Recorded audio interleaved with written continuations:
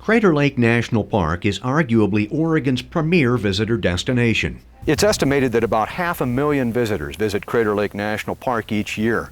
It's also estimated that about 90% of them don't travel much farther beyond the Rim Village. Crater Lake's average visitor sees it through a windshield, and they stay probably just under 3 hours.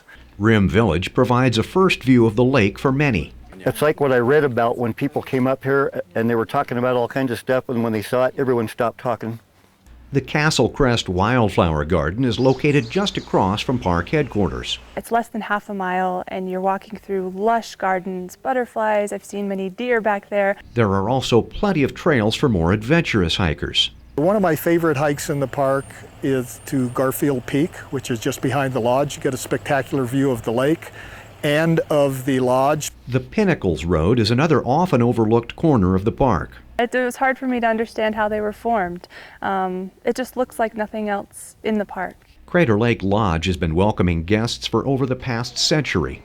Crater Lake Lodge is celebrating its 100th anniversary this year. While it may be a little too late to get overnight reservations, it's still worth going ahead and getting a meal in the dining area.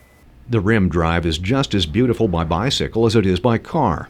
Well, it's a great ride. I rode a lot of the national park rides, and it's probably one of the best. Special hike and bike weekends are now being offered in the spring and fall. 2 Saturdays in September, the 19th and the 26th, we'll actually have the East Rim.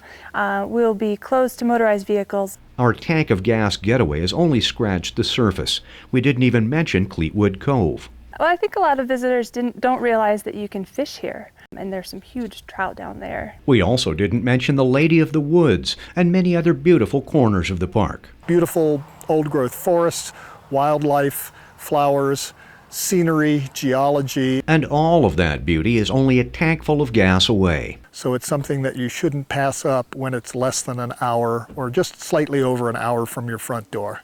And that does it for this week's Tank of Gas Getaway.